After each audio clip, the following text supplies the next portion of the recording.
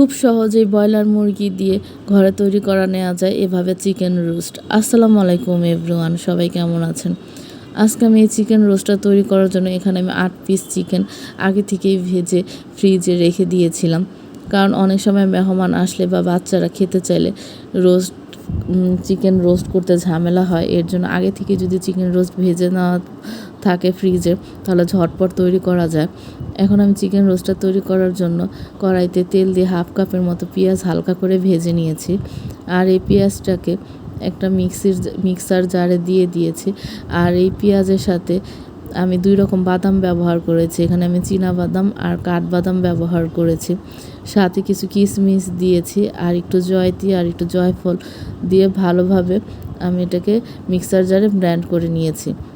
আর এখন আমি ওই তেলেই হাফ কাপের মতো আবার পেঁয়াজ দিয়ে দিয়েছি। আর এর সাথে আর একটু তেলও দিয়ে দিয়েছি। দিয়ে আমি এখানে গরম মশলা দিয়ে ভালোভাবে একটু ভেজে নিচ্ছি। এরপরে আমি যে বাদাম বাটাটা করেছিলাম সে বাদাম বাটাটা দিয়ে দিচ্ছি। দিয়ে একটু নেড়ে চেড়ে নিচ্ছি। এখানে আমি আদা রসুন বাটা দিয়েছি, কিন্তু আদা রসুন বাটাটা স্কিপ হয়ে গিয়েছে। আর এটা নেড়ে চেড়ে নেওয়ার পর এখন আমি এখানে গুঁড়া মশলাগুলো দিয়ে দিব। এখানে আমি প্রায় 1.5 চামচের মতো মরিচের গুঁড়া দিয়ে দিয়েছি।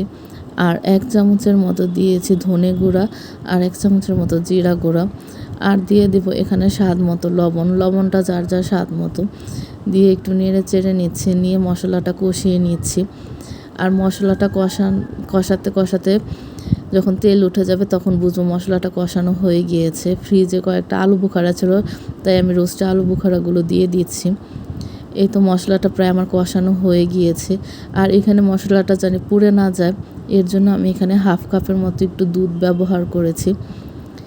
আর এই তো মশলাটা যখন আমার কষানো হয়ে গিয়েছে, তেল উপরে উঠে গিয়েছে, এরপর আমি সবগুলো চিকেন দিয়ে দিচ্ছি। দিয়ে আর একটু নেড়ে চেড়ে কষিয়ে নিচ্ছি। আর এখানে রোস্টেরই ভাজার পর একটু পানি রয়ে গিয়েছিলো, সেই পানিটা আমি রোস্টে দিয়ে দিয়েছি। আর এখন এখানে আমি 2 কাপের মতো দুধ দিয়ে দিয়েছি। এখানে আমি টক দই বা রোস্টের মশলা কিছুই ব্যবহার করিনি। খুব সামান্য মশলা দিয়ে বা ঘরে থাকা উপকরণ দিয়ে আমি রোস্টটা তৈরি করেছি, কিন্তু খেতে খুবই মজা হয়েছে রোস্টটা।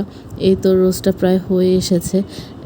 এখন আমি এখানে কয়েকটা কাঁচামরিচ দিয়ে দিয়েছি আর টমেটো সস দিয়ে দিচ্ছি। আর আমি রোস্টটা নামানোর আগে ঘিও ব্যবহার করব। এই তো রোস্টটা ভালোভাবে হয়ে এসেছে।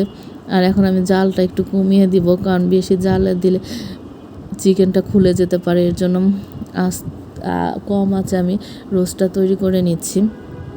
এই তো চিকেন রোস্টটা তৈরি হয়ে গিয়েছে। এখন আমি এখানে 2 চামচের মতো ঘি দিয়ে দিয়েছি। আর ঘিটা স্কিপ হয়ে গিয়েছে। আর এখানে আমি চিকেন রোস্টটা বেড়ে নিয়েছি একটা পাত্রে। আর আমি এখানে পেঁয়াজ বেরেস্তা দিইনি, কারণ অনেকেই পেঁয়াজ বেরেস্তা খেতে পছন্দ করে না আমার বাসায়। এর জন্য আমি পেঁয়াজ বেরেস্তা দিইনি। আপনারা চাইলে পেঁয়াজ বেরেস্তা দিয়ে দিতে পারেন। এই তো খুব অল্প উপকরণে তৈরি করে নিলাম ঝটপট চিকেন রোস্ট।